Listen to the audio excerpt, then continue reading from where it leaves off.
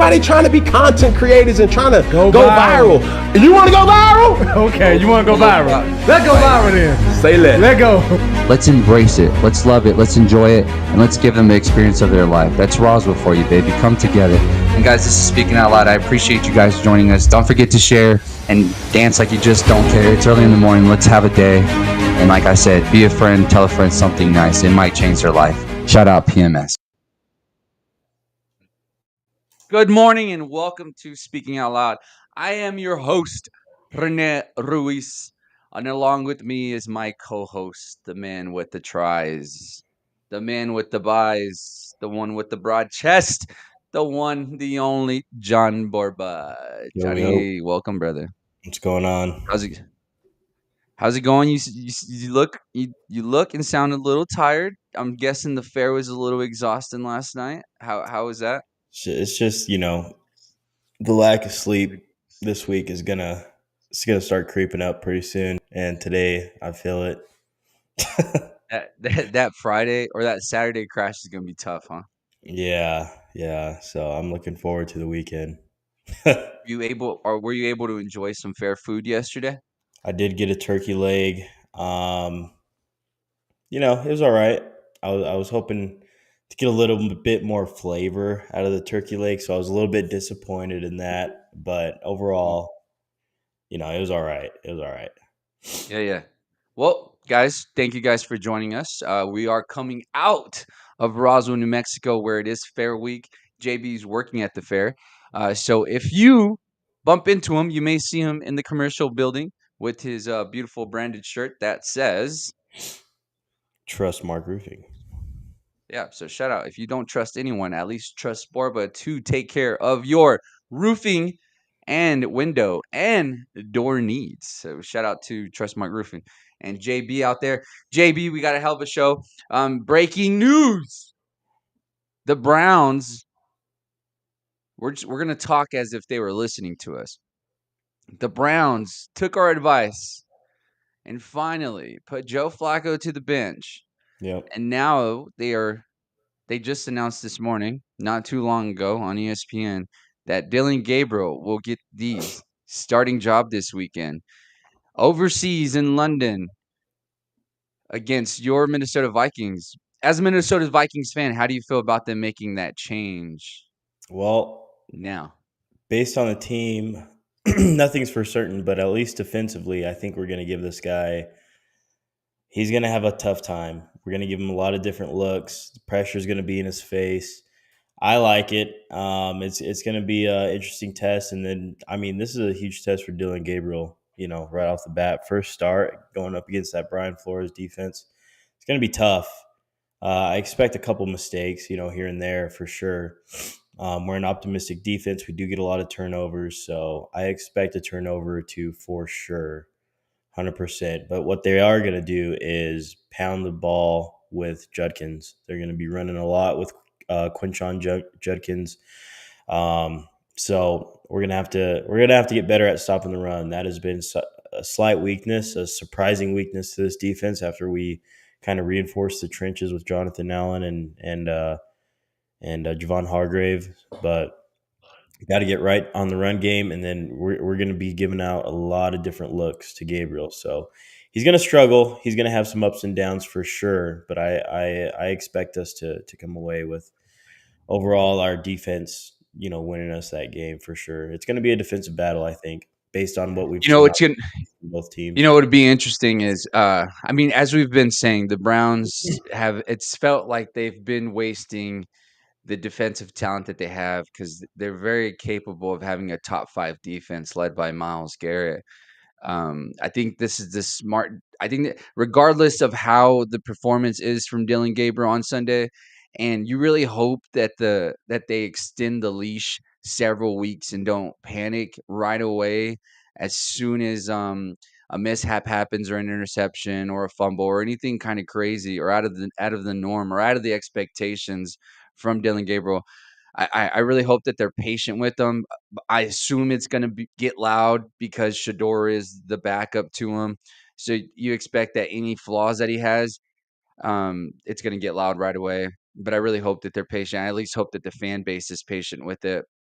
But I'm excited, man. And they did kind of talk about the quarterback replacement kind of being similar to like a coaching firing, because I believe there's like some crazy stat where it's like 95% of the time after a firing, the team that fires their coach wins the following week. And we kind of saw this with Jackson Dart last week, really boosted the morale of the New York Giants and kind of brought them together. They almost did drop the ball there in the second half, but they were able to pull out the win. Uh, I I want to say I expect a similar thing from the Browns and Dylan Gabriel. I do think it's going to give them a boost. It's just a matter of can the Minnesota Vikings can they get through that storm? It's kind of like the Golden State Flurries, right? Can you get past that third quarter and survive it? And that's really what the pressure that's going to be on the Minnesota Vikings. Can you get past the flurry of just excitement, pressure, and adrenaline? Can you get through that adrenaline dump from the Browns? And then obviously for the Browns, can you get past the adrenaline dump in that first half, especially if they start off hot?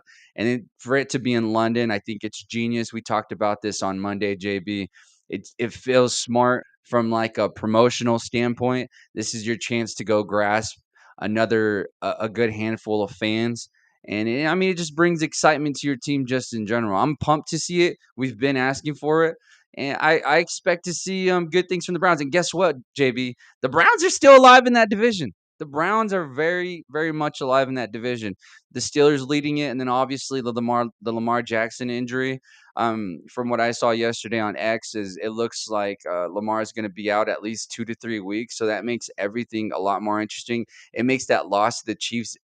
I mean, it makes it a much bigger deal than what it was, right?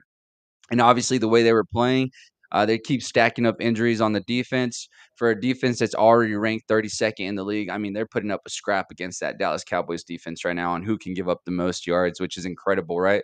But for Baltimore, I mean, the panic button's got to be loud, right?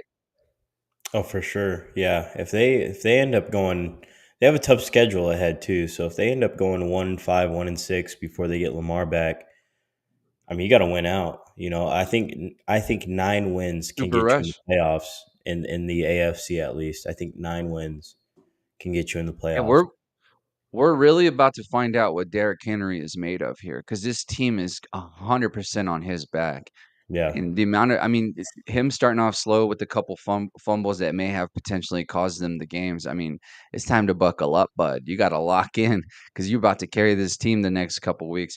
It's going to be interesting what happens out there in Baltimore. I look forward to it, but I think the storyline coming out of that division right now is just the fact that the Browns are still alive and they make this QB change. So, oh man, it's going to be interesting how that plays out. I'm looking forward to it. Looking forward to it. Just to let you guys know, we will have Tim Foley, former UNM alum, join us here at 7 o'clock to educate us on the college football world.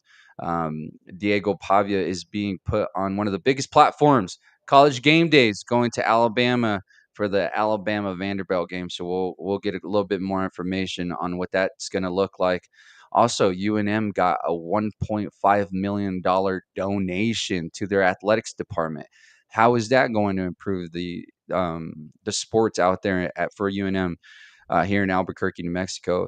We'll ask Tim about that as well, and then we'll obviously get his power rankings and his top 3 Heisman leaders. So that'll be interesting. Here in about 20 minutes, we'll have Tim Foley join the show.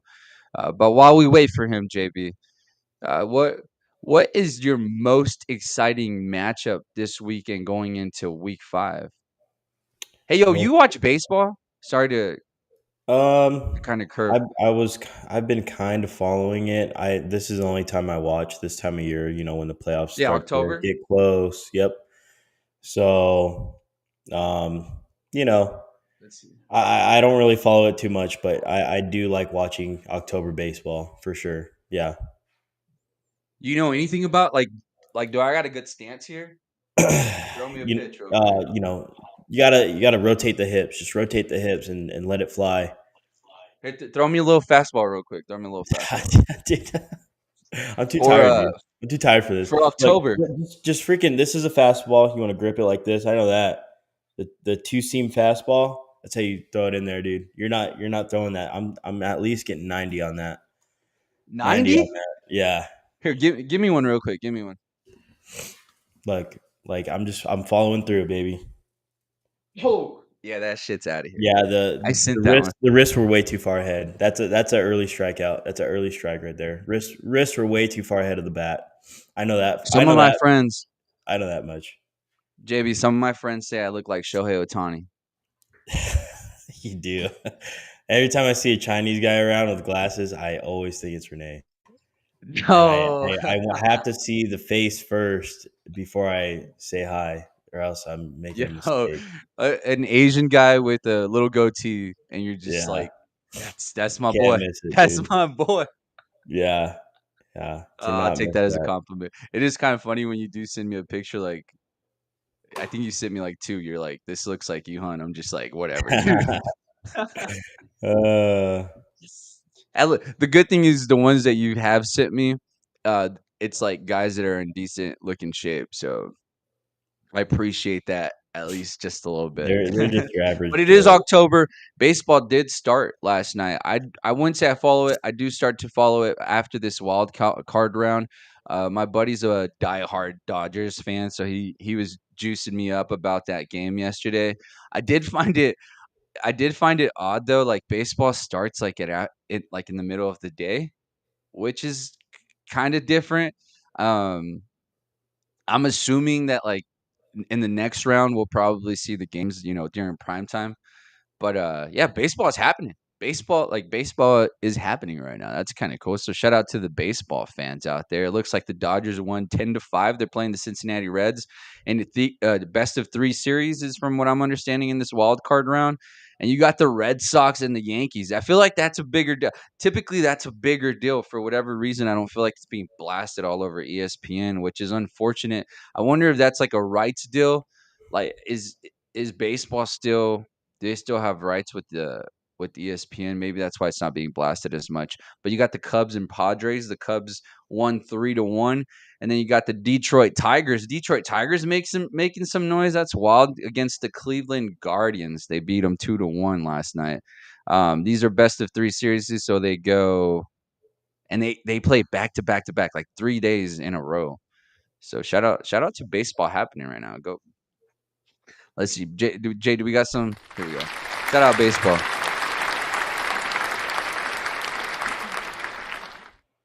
From the talk, it says drop T Higgins drop T for Garrett Wilson. I'm guessing he means trade T Higgins for Garrett Wilson. Do you feel like that's a fair trade? And would you do it? I would want to get Garrett Wilson for sure over T. Higgins right now. Yeah, I'd take Yeah, that. it seems like an obvious question, right? Mm-hmm. Interesting. All right, JB. Let me show you this before I ask you about your favorite game for the weekend. Jerry Jones went on his radio station 105.3 The Fan. And obviously, the Micah Parsons thing is fresh. It just happened. So, of course, they're going to ask him about it. So, let's just go ahead and listen into what he said here. Let me pull this up. Sorry, 1 second. After the game that he felt like you should have been the one to call him and deliver the news that he had been traded. His exact quote was, "The same way he called me in the office as a man, he couldn't tell me as a man." How do you respond to that? I really don't want to respond to that at all. I'm in deference to you very much. But that phone call thing got stopped when he told me to take his number off my dial. So I don't call him anymore. So I quit those calls. Mike, You were able to hear that clearly, right? Mm-hmm. Clear as day. So, obviously, there's been drama with Jerry Jones and Micah Parsons going from the offseason, not re-signing him. Micah Parsons actually is the one who asked for a trade or requested the trade, him and his agent. And as asked, the wish was granted, and Jerry Jones sent him to Green Bay. JB, is there any response to what Jerry Jones said as to, obviously this was a response to what Micah Parsons said and said that it was personal. Or he let all the personal feelings out because Jerry Jones never reached out to him as a man to let him know that he was trading. He also made the comments that out there in Green Bay, the first thing that Green Bay did was they they reached out to Kenny Clark. They asked Micah not to say anything until they reached out to Kenny Clark and let him know what was going on, and then they did. And Micah just felt like Jerry Jones should have done the same thing as a man to reach out. Obviously, Jerry Jones' response is, he told me to lose his number, so I did exactly what he asked, and that's that. And it seems like he wants to move forward after those comments are made. Obviously, this is going to linger around for the rest of the season. It's going to set up the storyline for a potential playoff matchup that could happen. But what's your reaction to what Jerry Jones said there? Well, wasn't last week Micah saying that he's pretty much done talking about this? Like, what didn't we get a video like that, something like that, about a week and a Yeah. half ago? So why? Obviously, Mike is still in his feelings if he's still saying stuff like this. Bringing it Like, up. we were supposed to put this under the rug and move on. Like, I mean, does Jerry have to tell him that he's trading him? No. There's been other instances in NBA. We've seen teams not say anything to certain players. Anthony Davis had no idea he was getting traded to Dallas till till his phone started blowing up. We get this stuff all the time. This is normal in sports.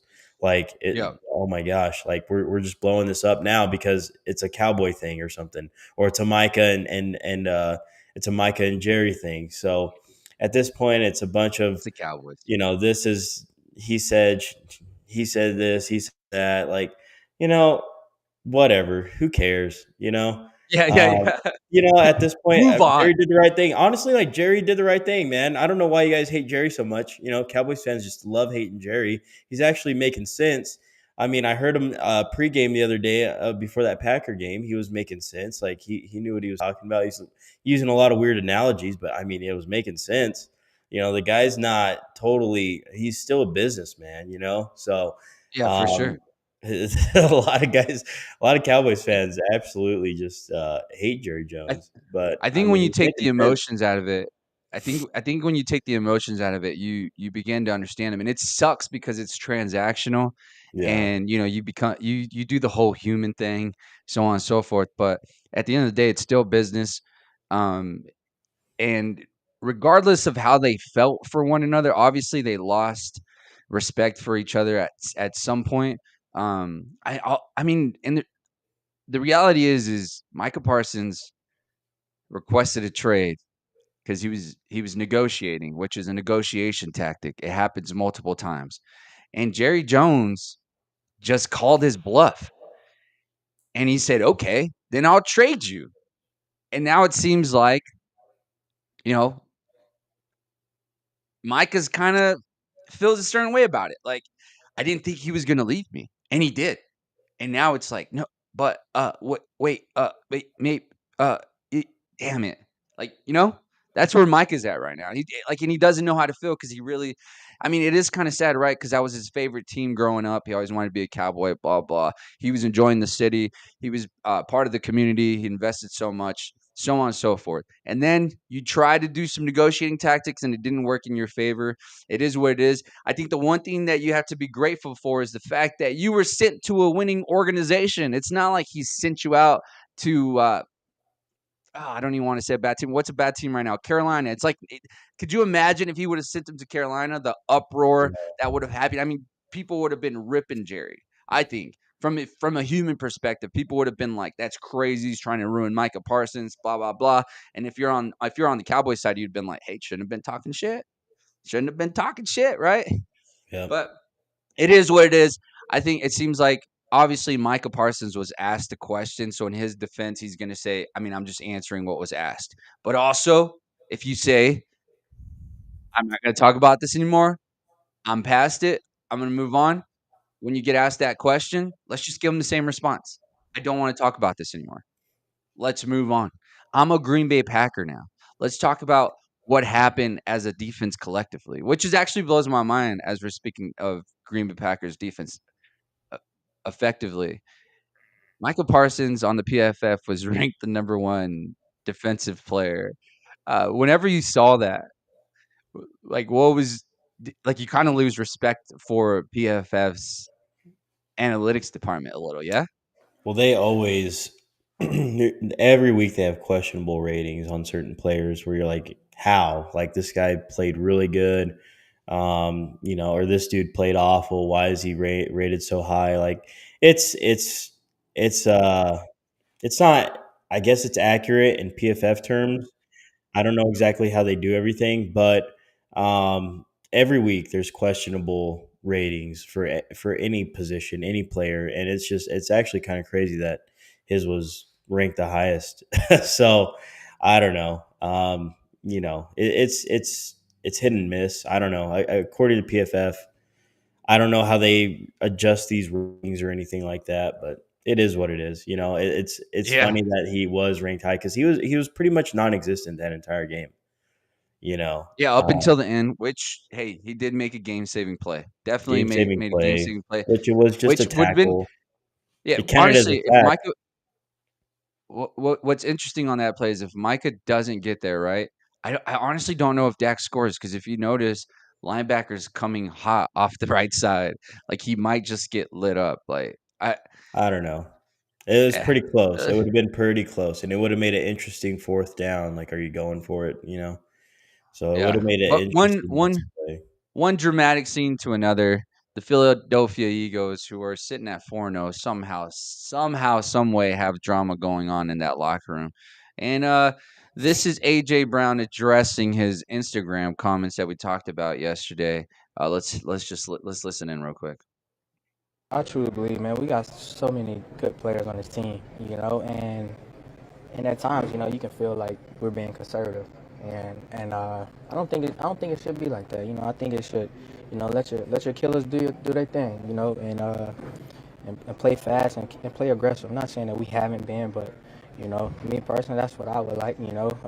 Obviously we're gonna run the ball and we're gonna set up the run off the pass and the pass off the run, but we have a lot of good players and I feel like you should just let us go. Do you go to the coaching staff and say that now? Nah, but it's out now. It's out now, but yeah, we got a lot of good players, and we believe that we can do really some special things, man, and obviously it's just really about being on the same page. But we'll run the ball, play action, this and that, but let us go hoop. Let us go hoop. Me personally, I Let us go hoop. I love that. I love that football players are using that term. Just let us hoop, because we all know what that means, right? Come Just got a on, ball. let me do my thing. Let me do my thing. JB, any reaction to what AJ Brown said there? I agree. I think they need to take a. I think this comes. Everybody is really quick to crown Justin Fields, Jalen Hurts as a top 5 quarterback. I honestly feel like he's limited in certain areas. Like, why are they not being more aggressive and just blowing these teams out when they should blow them out? Or why are we having to open up the offense when we're down 20 points? Like, is this a kind of a concern about Justin Fields, his arm, his decision making? Is he holding on to the ball too long? Like, I don't know. We've seen all this in the past too from Jalen Hurts. It's just, why are they playing so conservative? And they're literally wasting these guys' career. Like Devontae Smith, he's entering his prime. He's in his 4th year, I think, by now. So he's in his prime, and AJ Brown is coming towards the end of his prime. So you're essentially wasting these guys' careers. And AJ Brown's got a Super Bowl. He's got he's got good stats. Like, at this point, you're for a wide receiver position, like, AJ Brown should be putting up numbers and trying to make the Hall of Fame at this point. Yeah, He's got the resume too, but this team is holding him back.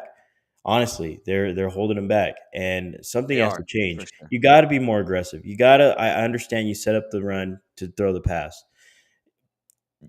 Take And with advantage that of it being said, more. You have Saquon in your backfield. I feel like you have that advantage the entire game. The entire game. You should have that advantage. You should have some single coverage. And all they're trying to do is line them up out wide. They don't put them in use him as a motion. They're decoy. not creative with them. Let's just run a go route, and AJ Brown's a 50-50 ball catcher. Like, maybe he'll come down with a couple. Like, no, like, move this guy around, put him in motion, put both of those guys in motion. You're essentially wasting their primes. And that's probably the Yeah, frustrating definitely. thing that Philadelphia fans are seeing, and just football fans in general, because I don't think he's wrong with it. And it's good that he's speaking up. Why not? Like, For put sure. some pressure on this coaching staff. Like, come on. Yeah, because right now is the time to start taking those risks. I think that's really where the level of frustration comes from. Yeah, Is like, like we're in the it's regular early. season still. Why? We're undefeated. We're gonna win our Yeah, division. and like Like, you said yesterday, like if you don't practice those things now, it's gonna come and bite you in the tush come late in the season or come the playoffs whenever you tried to pull it out. And we're looking at AJ Brown, who statistically is the best one-on-one wide receiver. The guy is unguardable one-on-one. Why wouldn't you use that to your advantage? And now they're hosting the Denver Broncos this weekend, who are sitting at 2-2, who have had some rough losses there, but a defense where the expectation is to be top 5. You got Patrick Surtain on the other side there, who is going to be guarding AJ Brown. You know what? I look at this game, I expect all this noise that's coming out. I expect Nick Sirianni and his staff to put some emphasis on it. And with that being said, I think the bet to go to this weekend is a Jalen Hurts interception.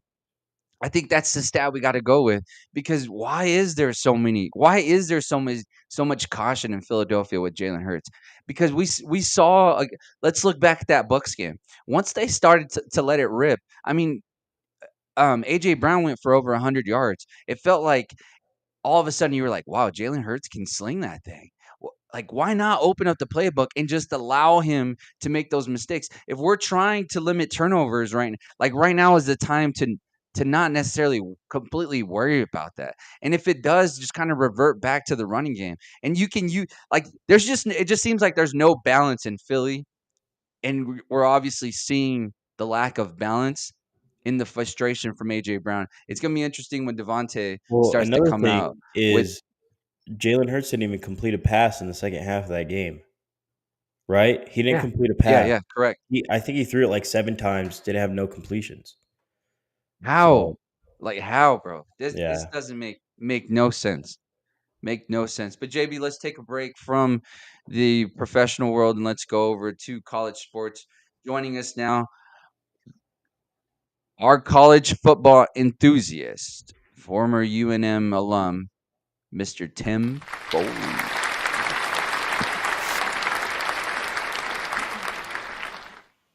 Oh, can y'all hear him? Morning. Can you hear me? Yep. Oh, yep, there you are. Yep. How you guys doing? Tim, brother, Good, how good. was college football this past weekend? A little bit. You want to gloat a little? Oh yeah, definitely. Of course. That's why I'm here, right? This was a great weekend of college football, but obviously the main story, UNM beating New Mexico State. It was a great football game. Unfortunately, I was only able to watch it through my phone. I was at a 2-year-old's birthday party in Midland, Texas, and I was able to Shout watch out. the game through my cell phone and I was still watching my kid, don't worry, but I was able to get the game. There was a bunch of really good games this weekend, man. I mean, the Penn State Oregon game was a phenomenal game. The Georgia Alabama game, it was one of the best college football weekends. So if you guys missed it, sorry about that, but it was you missed a lot of very good games, a lot of movement in the top 5 this week. Yeah, speaking of that top 5, you got Penn State going against Oregon. Penn State dropping a big one. The big question with Penn State is always, can they get over the hump? Can they win that big game? College game day was there. It seemed the atmosphere seemed electric, and I mean they dropped the ball yet again with James Franklin. With this, like, is James Franklin at what point? Me and JB talk about this with the NFL. Like, at what point do we say, okay, we've had a lot of success with this person. Now we need to bring someone else to get us over that hump. Are we there yet with Penn State and James Franklin? I don't believe so. A lot of the headlines are saying that with that glaring record, I think he has 2 wins against top 5 opponents and like 4 wins against top 10 AP opponents throughout his career, and like about 20 losses on each of those stats. So it's not looking good in that aspect. They're still a good football team.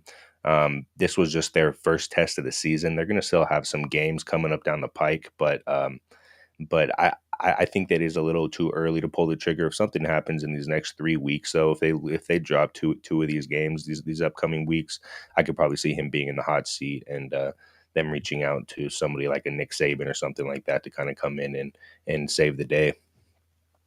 And it's one of those schools that has so much NIL money, and they invested it. They invested a lot this year. So, man, it's just gonna be a lot of pissed off boosters if Penn State can't get into the playoffs this year, huh?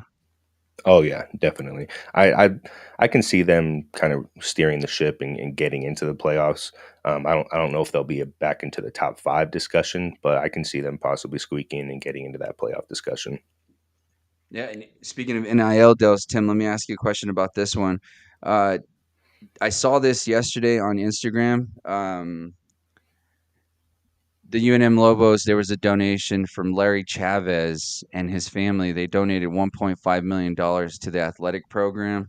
Let's see, it says the University of New Mexico announced that alum Larry Chavez has made $1.5 million gift to the Lobos Alliance, and a move officials caused transformational for the Lobo Athletics. The donation will support recruiting, retaining, and developing top student athletes, ensuring UNM continues to compete at the highest level. Have you seen that, or are you aware of that? Yeah, And yeah. how do you think it'll impact the Lobos going forward? I mean, that for a program like the University of New Mexico, a donation of that magnitude is huge. If you have something like that to be able to retain players like a Devin Dampier, who we lost to Utah, this last year, if we can retain these players to help build a tradition and a program, that's gonna continue to make us successful.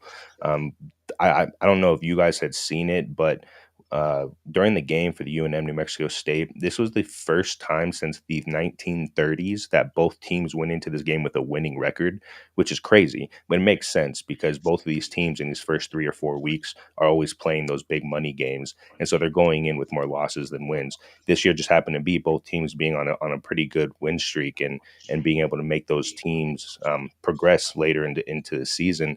I've seen a lot of ESPN rankings and stuff like that showing UNM being a nine win team this year. If that happens, that's gonna be the first time in quite some time where UNM's kind of in a relevant discussion, and being able to have money like that to retain these players, and obviously that money doesn't all go to the football program. They want that dispersed amongst all the sports. But it means more to UNM football to be able to have a little bit more NIL money to be able to retain that talent and stop losing people to the transfer portal. Yep, UNM known for their basketball athletics, but hopefully our football program can really make a transition here. I look forward to it. It looks like Speed, the streamer, was there this past weekend to enjoy the festivities of the football game, also with John Jones and Holly Holmes. It looked electric. It looked electric. I mean, what did you guys think? That was a cool display of Albuquerque and just the football program itself. Yeah. Yeah, definitely. I believe it was the first sold out game since like 2007 or 2009, somewhere around there. It was, from what I could see on the TV and from what I heard from everybody, it was a phenomenal game, and that's what keeps those butts in the seats at the end of the day. A Yeah. lot of the times you see in these games where come third or fourth quarter the stadium's empty, and the stadium was full the entire time because it was a great game. It wasn't until Sure. like the second half of the fourth quarter that UNM actually covered. It was a 14-point spread, and it was looking pretty bleak to for them to cover that spread up until like 6-7 minutes left in the game. So it was a phenomenal game that kept people tuned in person, which is phenomenal to be able to have pictures of a full stadium of Cherry for the first time in a long time here in Albuquerque. Yeah, for sure. And then it seems like they also are upping up the activities that are happening outside the stadium. I saw that was a big emphasis from the mayor. So it looks like UNM football is on the up and up, and we're here for it. So shout out to the UNM football Lobo. Shout out, baby. Good stuff. Mhm. Good stuff. Tim, let's go over to your power rankings here. There was a little bit of a dramatic change from last week. Obviously, that Penn State game made some changes. So let's go ahead and look at that now. What do you got? Yeah, so I have Ohio State staying up top. Um, they beat a pretty good Washington team this last weekend, 24-6. They play a Minnesota team this weekend where they're 24-point favorites. I had Miami drop out of that top 5, obviously, because of that win at Oregon, and it was a great win for Oregon, especially to play at Penn State at night in a whiteout, it's very hard to get a win like that. And they came out and they played very good football. I mean, they went into double overtime. They were up 17-3 in the fourth quarter, but they ended up winning 30-24. They do have a bye this week, Oregon does, and then they'll play a pretty big game against Indiana the following week. I got Miami at 3. What's Penn State real quick before you move on from Mississippi State? What's their thing? Yeah. That we are Penn State. No, not joining in, boy. But all right, not feeling it. It's too early. Nah, Not feeling I the don't like college Penn State. atmosphere. Sorry, Tim. Go ahead. No, you're good. It's just I would probably be doing that with you, but they actually did come off a loss, so it's kind of hard to Yeah, exactly. so it's kind of hard to cheer for them. But I got Miami at 3. That stayed the same. They're coming off a bye week. Hopefully they use that bye week to get ready for this big game at Florida State this weekend. As it stands right now, this is the last game on their schedule against a ranked opponent. So this is really their last chance to really show out, and then kind of cruise through the rest of their schedule to become an undefeated team and to win that ACC. I have Ole Miss at 4. That was a big jump. They played a phenomenal game against LSU this weekend. They won 24-19. They're going into a bye week this week, and then they'll play they're going into a bye week. Then they play Washington State, and then after that, they're at Georgia. So in these next couple weeks, Ole Miss is going to be having a lot of work on their schedule to be able to become a better football team. That's a And Lane then, Kiffin team, right? yep, Ole Miss, Lane Lane Kiffin. Kiffin. That's And a feisty brother. What do you think of Lane Kiffin? I love him, man. He's kind of like the Dallas Cowboys. You either love him or you hate him, right? And I love him because he brings attention to the program. He's also, you can tell he is a player's coach. He was messing around before and after the game. His daughter is dating an LSU linebacker, and they announced that relationship a couple days before the game, and his Lane Kiffin's comments were bet the over on the game. And then so after the game, he was like, I'm trying to find him, told you guys to bet the over. So it's great. He's able to have that old school feel, but then also be able to be a player's coach and be able to connect with all these younger guys, which you really need in a program nowadays. Yep, for sure. And then number Sweet. 5, And then I your got last one, Texas Texas A&M. A&M. Yep, Texas A&M. They beat a good Auburn team this weekend, 16-10. It was a phenomenal football game. Texas A&M has really been on the up and up this year. Their quarterback Marcel Reed is really lighting up. He's a phenomenal person to watch. They play a pretty good Mississippi State team this weekend, so we'll see. We'll see what they look like here in the next couple weeks. See if they stay in the top 5. I hope they do. They're a fun team to watch, and Texas A&M program is a really good one. Oh, what a power ranking, Tim. Shout out to you. Ohio State at 1, Oregon at 2, Miami at 3, Ole Miss at 4, and Texas A&M getting themselves in the top 5. Shout out to Texas A&M. Tim, it looks like you got a little local parlay for us here. I'd say everybody's pretty close to the heart here. Let's talk about what your locks are for this weekend. What do we got here? Yeah, so we'll start with the locks. I got Penn State. They're at UCLA, the winless UCLA team. So I see them covering, especially coming off of this loss to Oregon. If you don't see them winning by that margin, people could be starting to talk about A little rumors. concern high. Yeah. Yep. And then I have Texas Tech. They're playing Houston. I think both of those locks are pretty set. You guys have any questions on Yeah, those? that feels good. Penn State coming off a loss. You're kind of on the hot seat here. You got to perform. I know some people are looking at this and going 25.5 points is nuts. It's not the NFL, though. It is college. So this is very, very normal. And this is very expected to get covered. I love that bet. And then Texas Tech making some noise. They're also just down the street. So we got to root for Texas Tech. Go Raiders, right? But give us this local parlay we got going on here. Yep. So the parlay I have here, which is kind of going against my own gut. I normally don't put UNM in these parlays just because I bet pretty biased on those. But I do have them. They play San Jose State. They're 2.5 point dogs. I see them possibly winning this football game. Actually, I do see them winning this football game, but I like that 2.5 points to kind of give you that leeway if they do lose by one. I have Iowa State. They're playing against Cincinnati. So I got three dogs in this parlay, which is why we have that plus 855. But Yeah. they're not big. They're not big dogs. And I see Iowa State winning this game. Texas at Florida. I had them just money line only because it makes me a little scared. Florida is a good football team, even though their schedule doesn't show, or their ranking and record does not show that.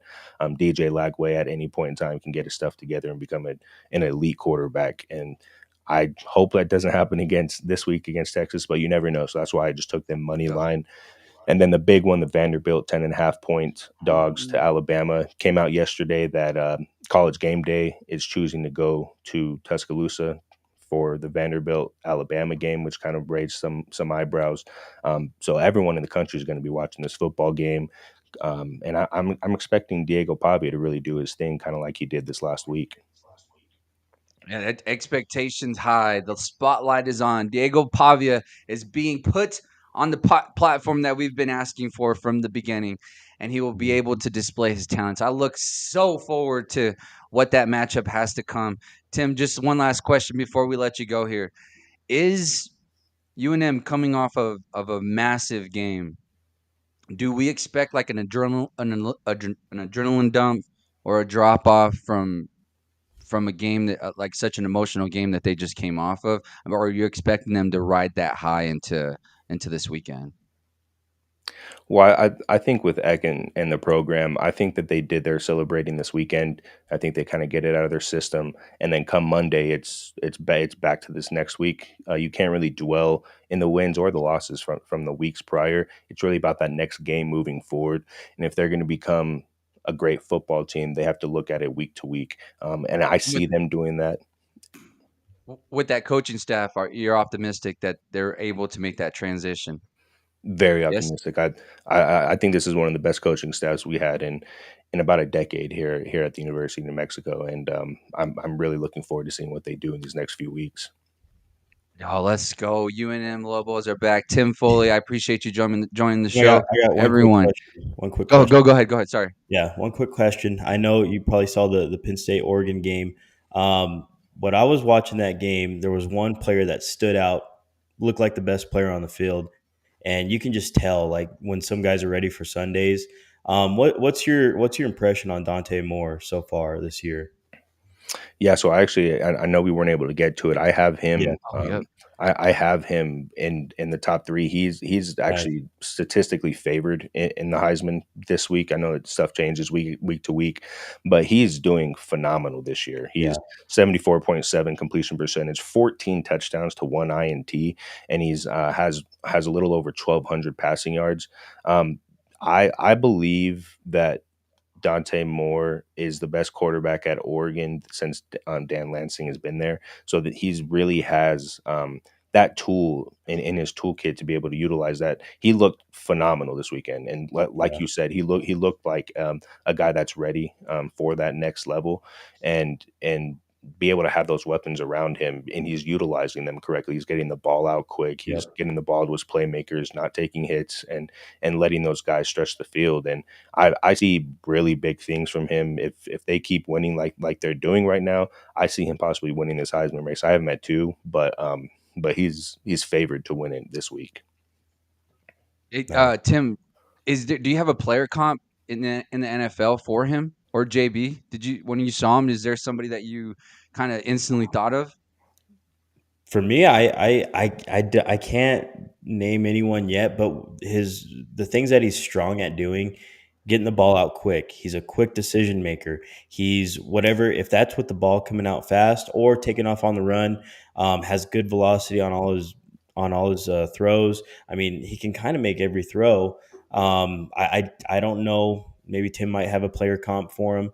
But he's just a really good decision maker, and he's a quick decision maker, is what I noticed. And then the velocity of all of his throws are very good. Yeah, he can make a throw.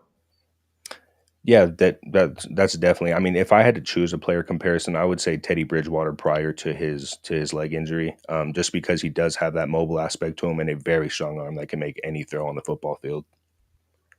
Teddy Bridgewater, what a comparison. I Nice. love that. Before Teddy Bridgewater, if you guys remember, before Bridgewater got hurt, this guy was up in the MVP conversation. So that's beautiful. Tim, I appreciate you joining the show, brother. You have a hell of a week, and we will talk to you on Monday. Tim Foley, thank you.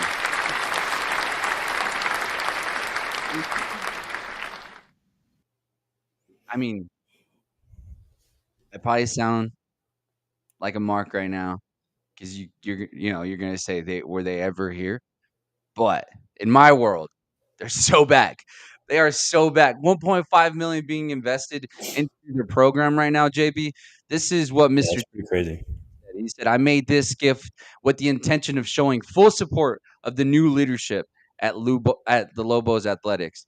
I believe in Coach Eck, Coach Olin, and Fernando Lobo's vision for our programs, and I could not be more excited to throw the full weight of my support behind them.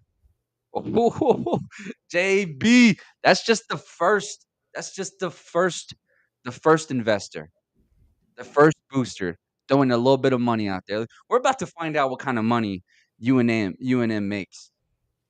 All the alums, we're about to find out what kind of money they make, JB. And I Yeah. and I and I hope it would be so cool to make some type of noise like a Vanderbilt. I don't know if we can ever get to that spot, but it would be cool. That would be cool. Yeah. We'll have to go check out a game sometime. Yeah. We need to At go. some point, Yeah, I we bet got the to get out atmosphere there. is pretty crazy. Oh Yeah, yeah, we should we check got to out the get schedule. we got to get plugged with our boys. We got to get like Tim's got to take us out there. Maybe David Naya gets us out there There's a couple other guys with the too that team. are I was with a couple buddies this past weekend, and I think Greg Ramirez, he Oh, does Greg like Ramirez, shout the out. media stuff, and he travels with the team, and they were interviewing, when they went to Michigan, he was there at Michigan. His dad was actually telling me that. And so he's got a good little hookup over there at UNM too, when it comes to like the Oh, shout media out, Greg. outlet sort of deal on it. So there's a couple guys that we know that can definitely, you Get us know, plugged. yeah, for Get us sure. plugged. Yeah. Yeah, we got a couple guys out. It's David Anaya, Tim, Greg, David Vega. Um, uh, let's see, man, off the top of my, obviously those are the guys we went to school with. So, but shout out to them. Hey, shout out to them for real. They were up there on some of our highest moments in high school as from a fan's point of view, like watching them play, watching them dominate, win a couple state championships. What a good time! So shout out to them and bringing joy to Goddard. It seems like I don't know what the football program's like now. We need to maybe we need to follow a little bit of local sports, JB. That way we could just report on what's going on locally there at Roswell High or at Goddard. Um, I did start coaching U12 soccer team for my daughter, and I'll tell you what, man, it's cool. So we got to get involved with a couple of these local sports. Your boy is sitting at 0-2 or 0-1-2 right now, Oh man. as a head coach. But hey, JB, guess what? We're developing these girls right now Yep. because there's a tournament here that happens in about a month, and that's when it matters, JB. That's when it matters. So shout out to my daughter and her team. And shout out to all those other folks that take their time to go and try and develop all these kids in every sport. I mean, you got the RYFL, you got that flag football league that they just started with Josue. You got the RYSA, the soccer league, the baseball stuff. A lot of cool stuff going on here locally for the kids. And hey, the kids are the future. So let's show them some love and let's develop them in the best way possible. So shout out to all those parents and most importantly, shout out to the pops, man. I'll tell you what, JB, that's one thing that's been so cool being involved with these things is just seeing how involved a lot of dads are. Yep. There's a stereotype of like dads kind of not being as involved or even a question like y- wait, your husband's watching your kids, like that seems off, but it's just like that's normal. It's normal, buddy. You're supposed to hang out with your kids. You're supposed to enjoy the time that you have with them and grow with them. It's super cool, man. Shout out to my kids. I love my daughters, Adeli and Analia. So shout out to them and shout out to their friends. But JB, NFL Week 5, we were talking about the Broncos and Yeah. the Philadelphia Eagles, and I said I think the gift to the world is to expect a high volume throwing from Jalen Hurts. I would bet heavy that Jalen Hurts at least gives us one gift, one interception. But what are your expectations from that Denver Broncos Philadelphia game? Um, it's really a good matchup. We're gonna see some good matchups. The big thing for me is going to be Bo Nix. Bo Nix has been a little sloppy the first month of the season.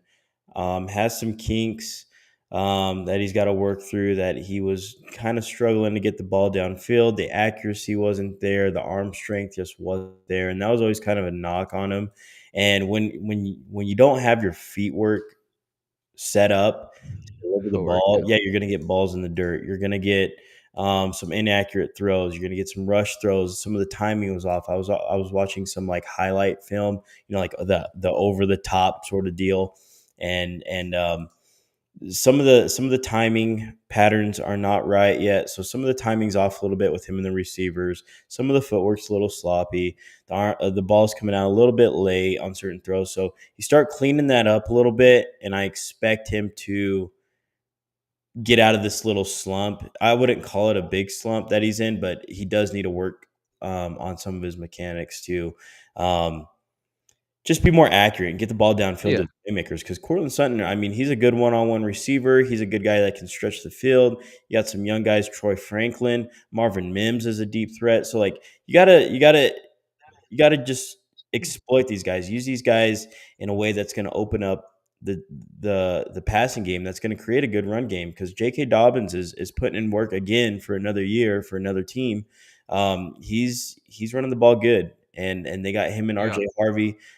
Good 1-2 combo, but J.K. Dobbins is looking good, and that offense, honestly, it looks pretty good. Some of the pass protection is a little bit iffy at times, but it's nothing that's too crazy. But against a good front like the Eagles, they're gonna have to tighten up for sure. So I expect to be actually a pretty good game, pretty close game. That's one of the better games Yeah. of the week for sure. For sure. It amazes me that it's an 11 o'clock game, but hey, that just means we get to start the good stuff early.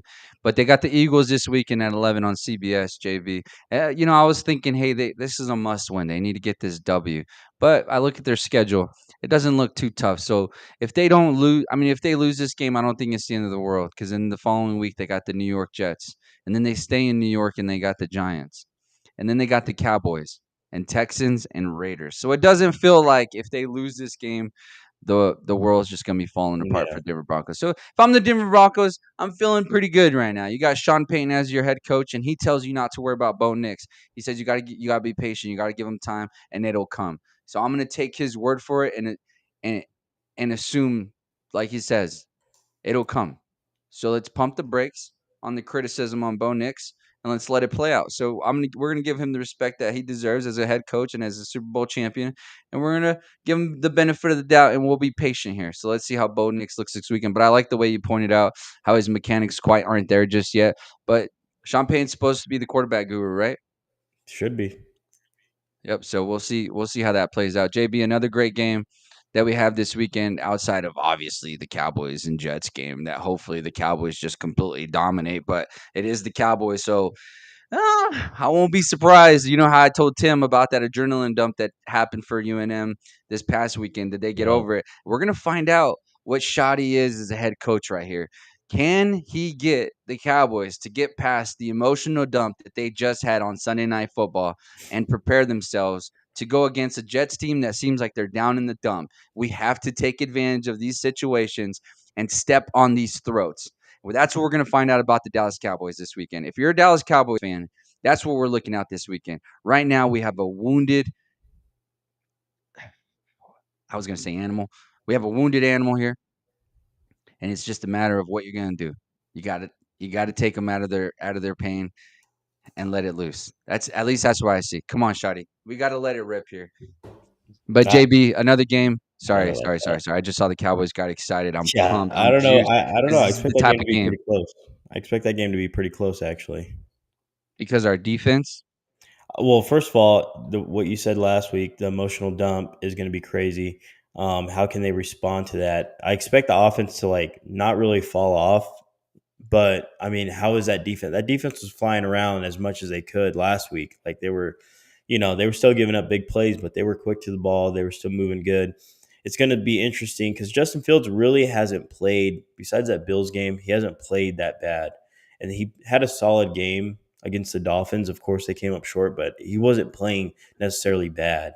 So it's going to be interesting to see how that game turns out. It could be a little bit closer than people expect, for Yeah, sure. yeah, and I mean, the stats show us that hey, guess what? The Cowboys love to make opposing quarterbacks offensive players of the week, or at least top 3 offensive players of the week. So, it won't surprise me if Justin Fields has a hell of a game, but like I said, JB, we're gonna find out what our coaching staff is made of. I mean, Tim said it himself about the UNM program. He feels confident because he feels like they've made that turn, that they have the coaching staff to get them to get out of that emotional dump and prepare them properly for this following week.